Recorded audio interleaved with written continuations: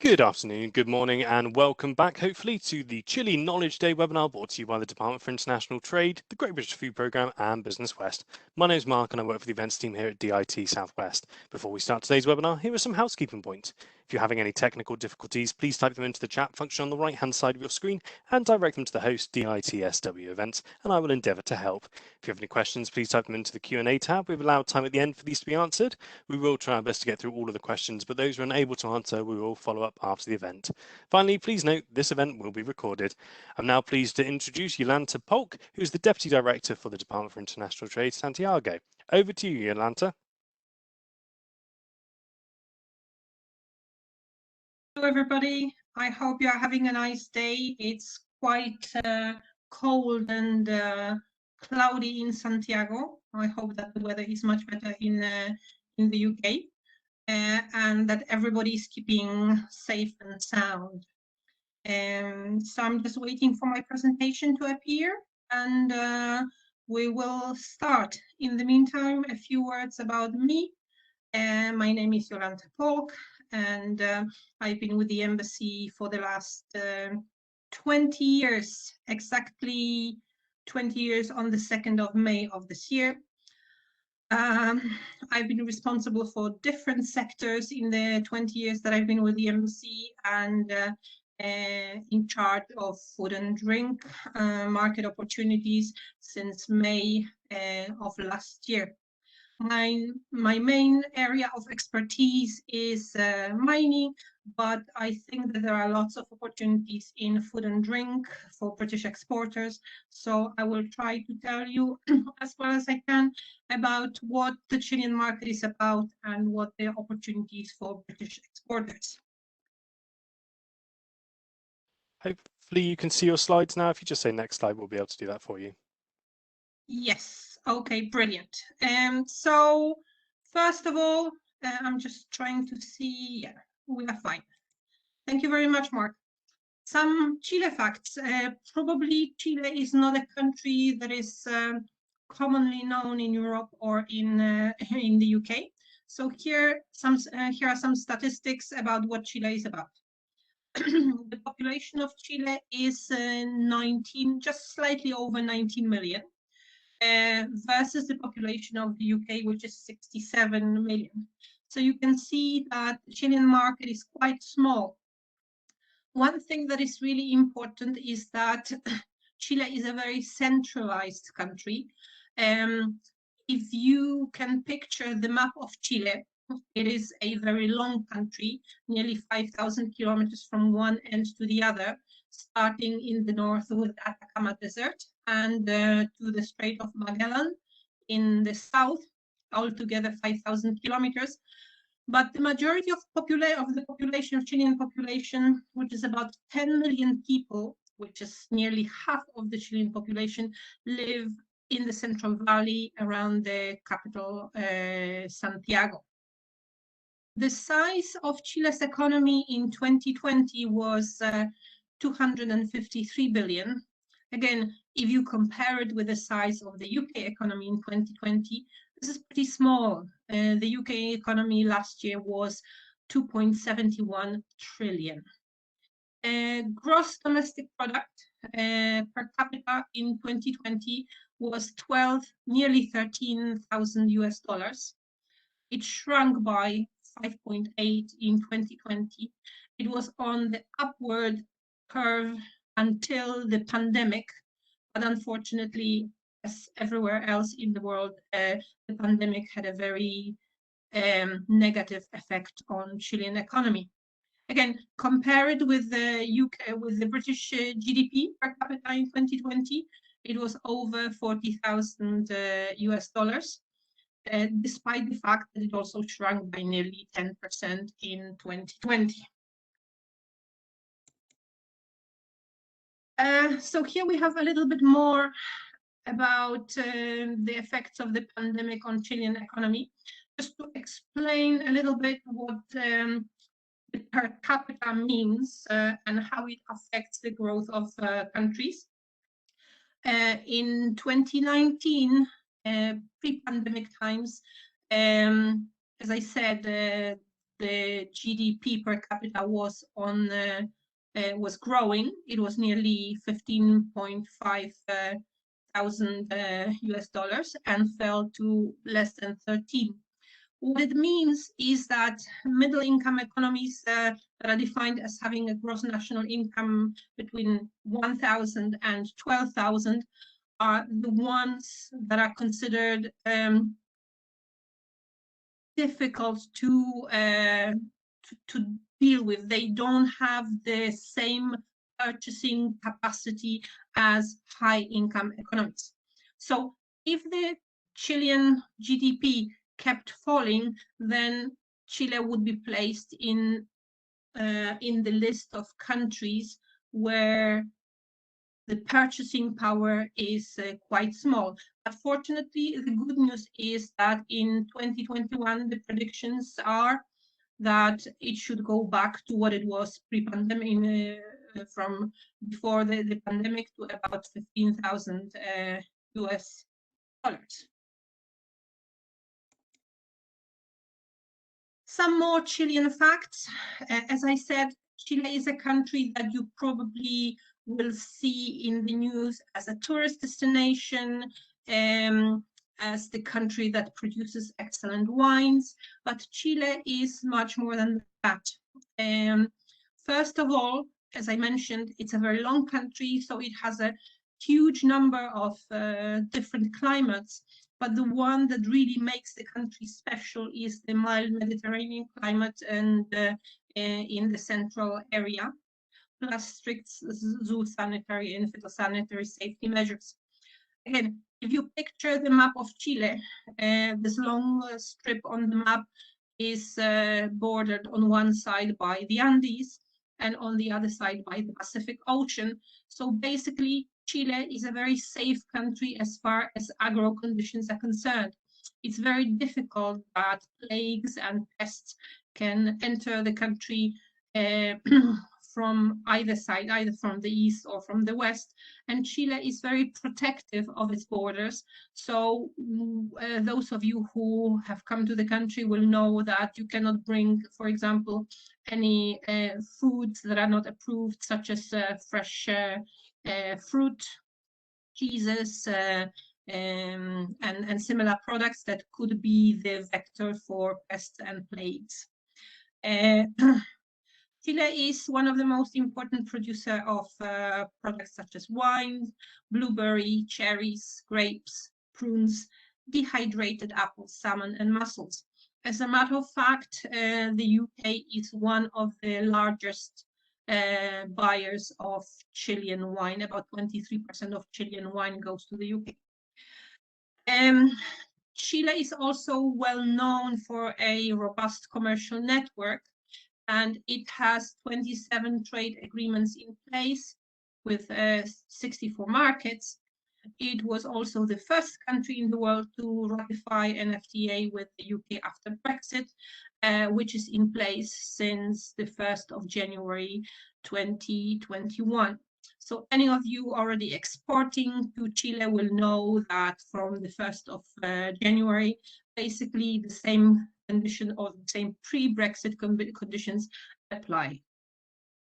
The most important processed food exports to Chile generally, not only from the UK, but from all over the world in 2020, according to the customs statistics, included processed and prepared dairy products, food preparations, prepared preserved meats, condiments and sauces, non-alcoholic beverages, distilled spirits, and other alcoholic beverages, including beer, chocolate, and confectionery. Obviously, there are other products that are not on the list, but they are not in the food and drink category, so we will not be putting them there. These are the ones that are of interest to the companies that participate in today's session. So what are the advantages of trading with Chile? I mentioned that it's a small economy, it's a small market with a relatively small population, but there are quite a few advantages of trading with Chile. First of all, Chile is a country with very clear and transparent rules and regulations which encourage fair competition. So British companies will be on a very fair footing with other companies from other parts of the world, like the UK, or the ones that are closer to home, Argentina, Brazil, and other Latin American countries. As I mentioned, although GDP has decreased drastically during the pandemic, Chile is still considered an upper middle income country, and the consumers that fall into that category continue to rise. And as I mentioned, the good news is that GDP is expected to be back to the pre-pandemic levels. And the UK-Chile Free Trade Agreement replaced the EU-Chile FTA, and it ensures duty-free entry of all British agricultural products. Another thing that is really important for exporters who are thinking of expanding into Latin America is that Chile's largest retailers have operations in other Latin American countries. So we have the main supermarket chains based in Chile, which have branches in Argentina, Colombia, Peru, Bolivia, and other parts of Latin America. The good news is that brands that bear the Union Jack are regarded as high quality. Many well-known brands are already very popular in the market, including the ones in the food and drink sector. And Chile has also one of the highest percentages of non-traditional store sales in Latin America, which allows suppliers to target large retail chains for larger volumes. So that's for the companies that want to offer large volume of exports. As I already mentioned, despite the pandemic, Chile has been one of Latin America's fastest growing economies in the last decade. The Chilean retail sector is composed of a mix of large supermarkets, mid-sized grocery stores, convenience stores, gas station markets, and thousands of smaller independent neighborhood mom-and-pop shops. The main food and beverage distribution channels, supermarkets, with a market share of about 62% of the whole market.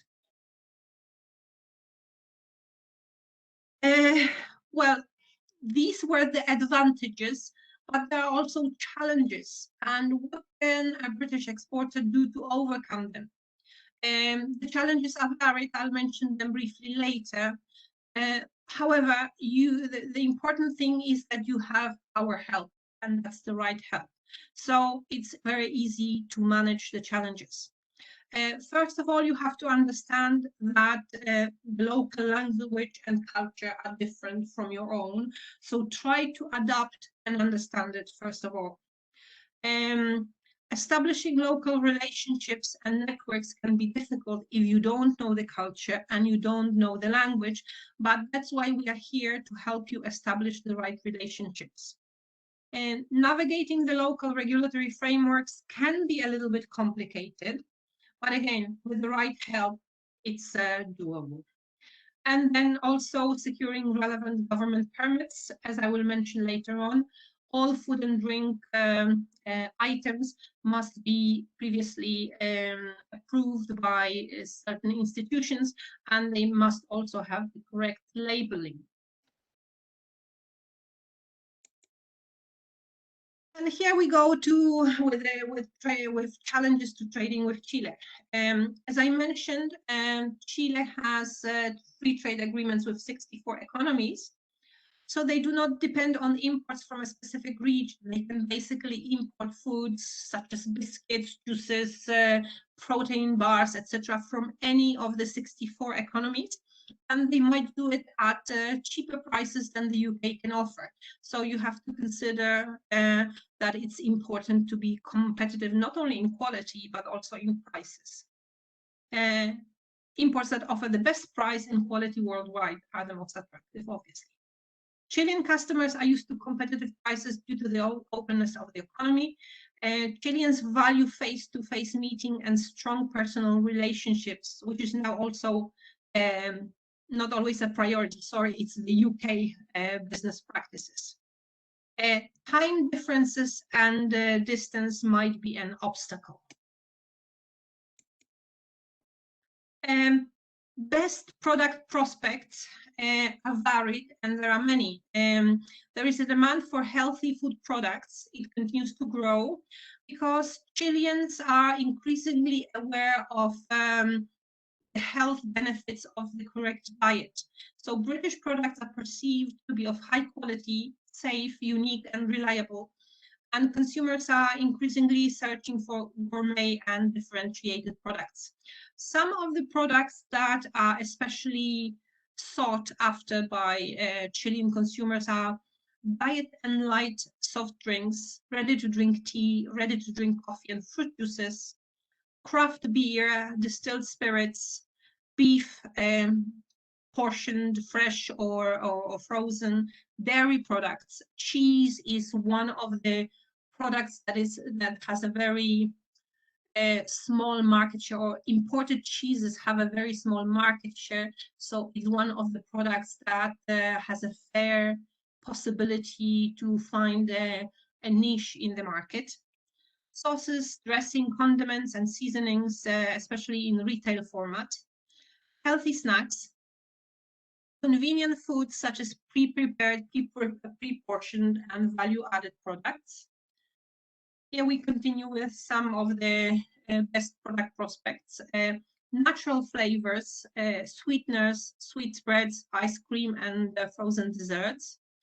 Snack bars, breakfast cereals, non-fat dry milk, protein concentrates such as bars, dietary fibers, alternative grains, superfoods, whey and lactose, baby and pet food. This is a market that is growing continuously, and I think that baby and pet food producers stand a good chance of entering the market with the premium products. Additive, preservatives, thickeners, oats, vegetable fats and oils, mixed condiments, starches, and enzymes. Sorry, skipped one. So how can you enter the market? How can a new exporter enter the market? There are mainly two ways of entering the Chilean market. It is either by selling to distributors or exporting directly to Chilean companies. When you use distributors, agents, or representatives, it really depends on the type of product and on the size of the food processing company. So, for example, smaller food processor will often not have the right volume to import directly, and they will go through distributors, agents, and representatives. Larger food processors might prefer to buy directly, so we are talking about big supermarkets or big distributors that sell to supermarkets here in Chile, and that is how they benefit from competitive prices. The main entry for imports to Chile is via seaports. The most important are San Antonio and Valparaiso. Obviously, a large portion of fresh products are also sent by air. When the products enter Chile, either via ports or via airports, they are transported by highways. There are hardly any train lines left, so the majority of products go by motorways, highways, and if they are to reach the extreme north and south of Chile, they are also sent by air.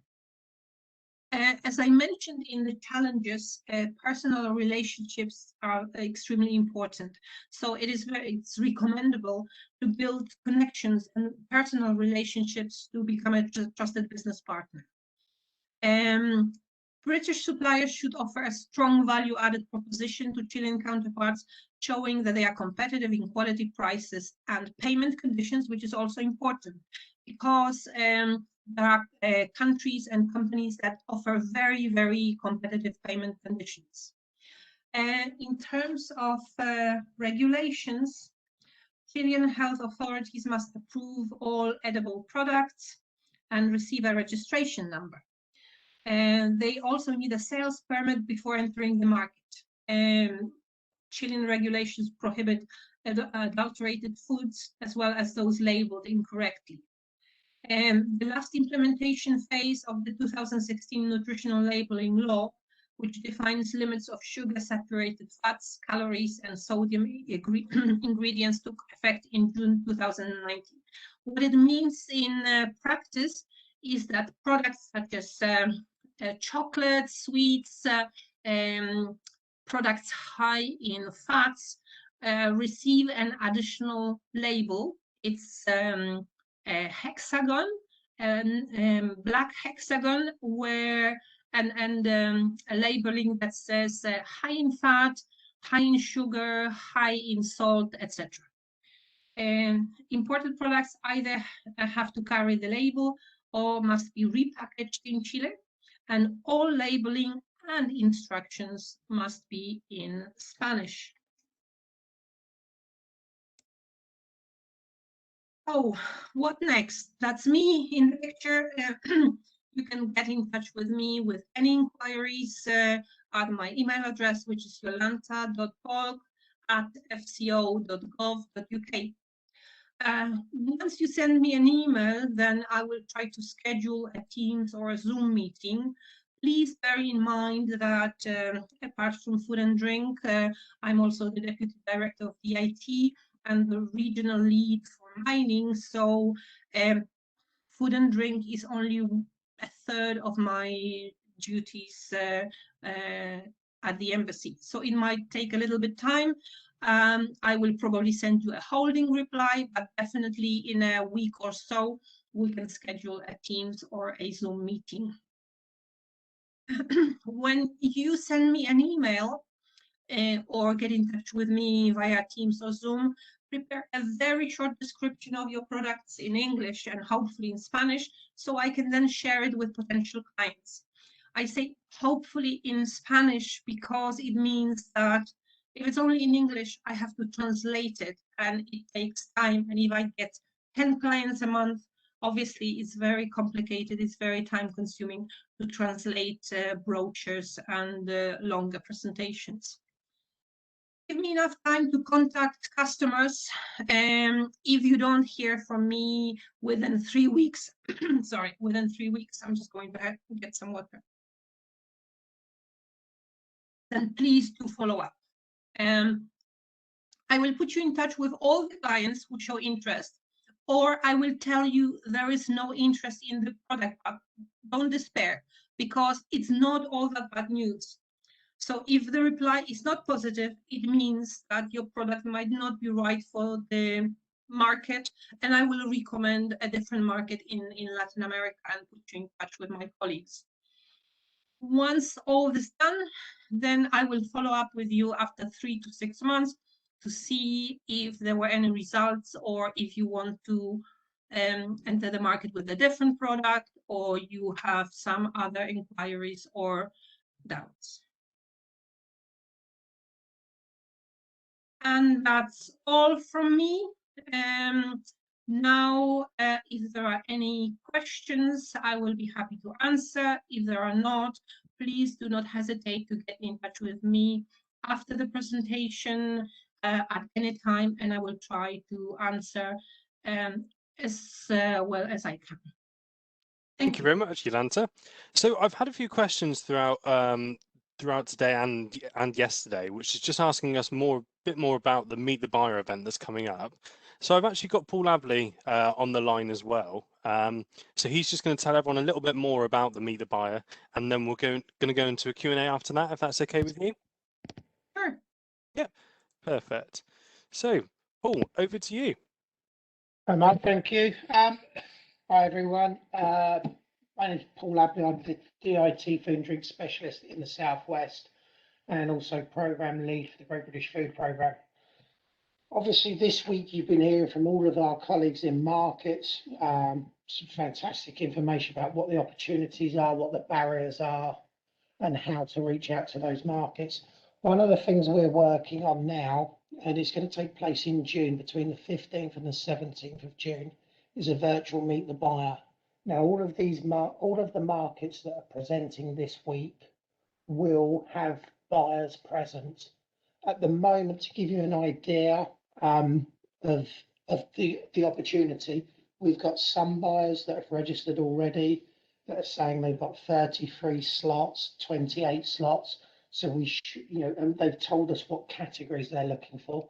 Others are 12s, 13s, but on average, we are looking around 20 slots per buyer. So if we get the numbers that we expect, we should have 600 to 700 meeting slots available for food and drink producers in the UK to reach those buyers.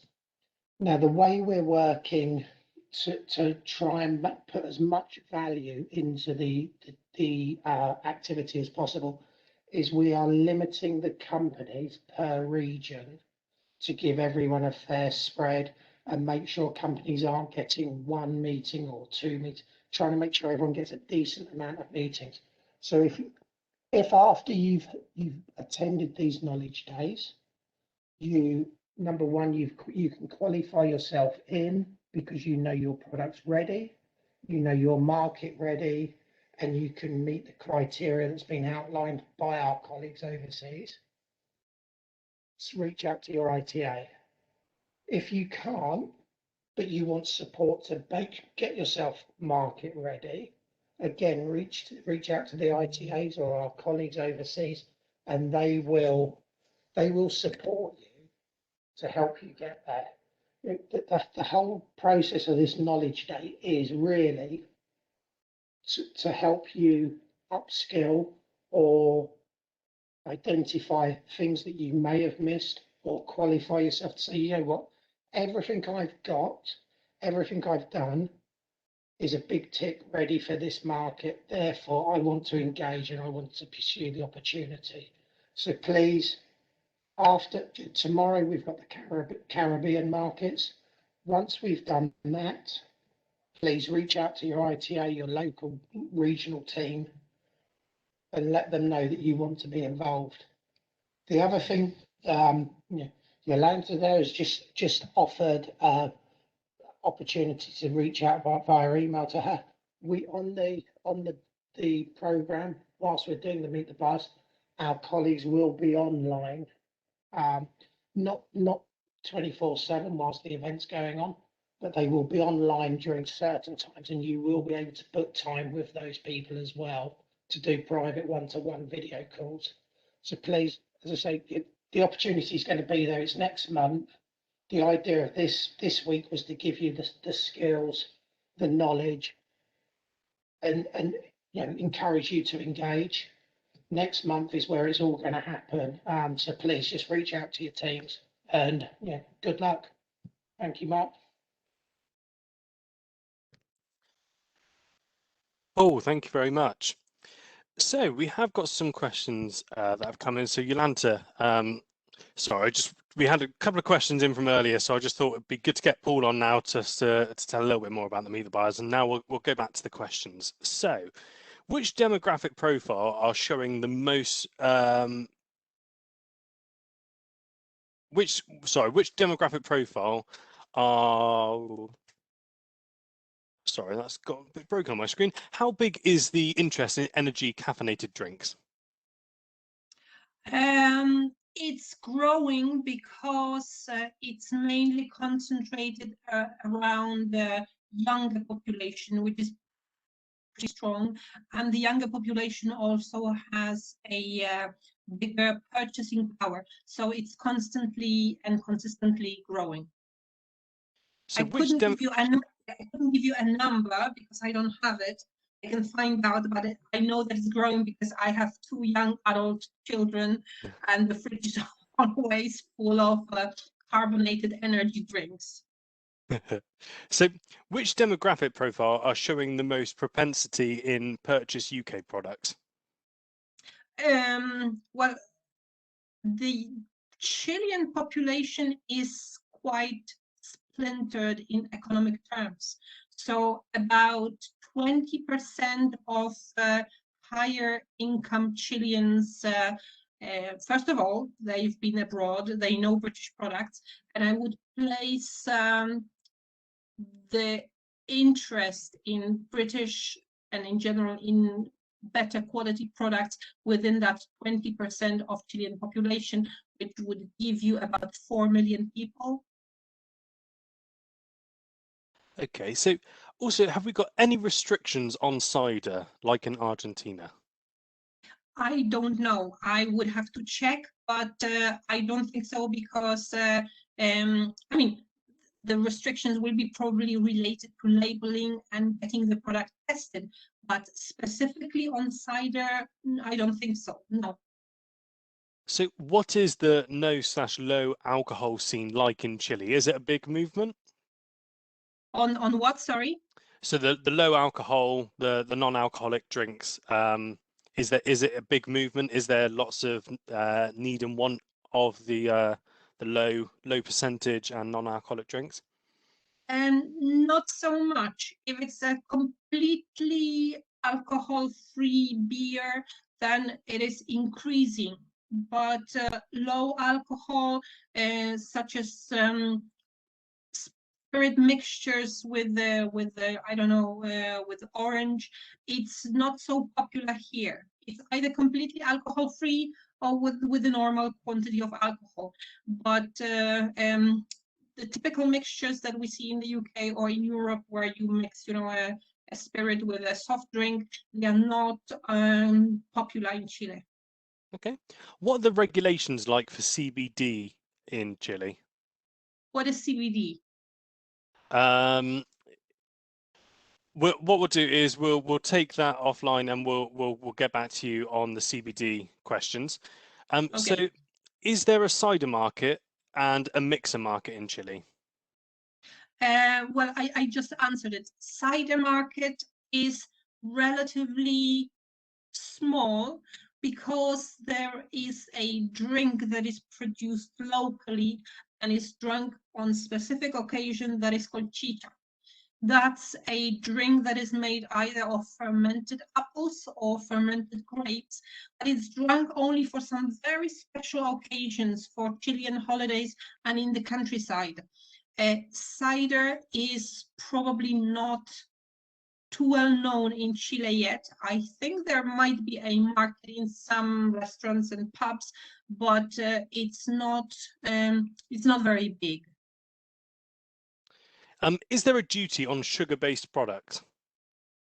An extra duty, no. As I mentioned, there is an FTA in place between the UK and Chile, so all British products enter duty-free, and there is no extra duty on products that have sugar contents. Okay. Can we get samples to potential buyers easily, or is there a strict requirement on paperwork? It's not too difficult. You would probably have to get a permit, but it's easily arranged, or it can be arranged by the importer. They usually want samples before they commit to the product, and they arrange for all the paperwork on the Chilean side. Okay. Which importance do the following market segments have? Chocolate, ice cream, and baking, which is biscuits, muffins, brownies, etc. All of them are on the products that are sought after by Chilean importers and buyers. Perfect. Just having a look to see if we've got any more questions that have come in. So one question that I've been asking the speakers as we've gone through this week is, what would be your 3 top tips for a company wanting to export to Chile? Find out a little bit more about the market. The information that I'm providing now is barely the bones. So if you want to decide if it's the right market for you, commission a report either from us or from an external company to find out more, because what I might tell you now about, I don't know, protein bars or sugar-free juices, this is just the beginning. You need to dig deeper. That's one my most important top 1 comment. Second, try to develop a personal relationship once you establish or you find an agent, a representative, or or a direct buyer. That's very important in Chile. And the third one, if you want to be really successful in Chile, think about promoting your product. Don't leave the promotion only to your agent or representative. Make sure that you have a promotion campaign either in media or in social networks, because it really helps to make your product known. So how big is the UK market compared to the USA? It's much smaller because the Chilean buyer knows the US market much better. It's not so big, but there are some products that are really well evaluated. There are a couple of shops that are dedicated specifically to British products. And one thing that is growing consistently in importance here is British beers and spirits. What is the best comms method for contacting people in Chile? Is it WhatsApp, emails, phone, etc.? I would suggest that the initial contact should be by email with a brief brochure. Don't exaggerate. Don't send 5 PDFs and 20 slide presentations, because nobody will read it. So make it short and sweet, and this way you can make sure that you will get an answer from the potential buyer. And then if you have somebody speaking Spanish, brilliant, a telephone contact. If not, I would suggest that you continue by email. Quite a few people in Chile speak English, so it's not so difficult to communicate. So which large supermarket would you suggest a company that's innovative and sustainable chocolate brand? Who would you introduce them to? Is there someone that you could introduce them to?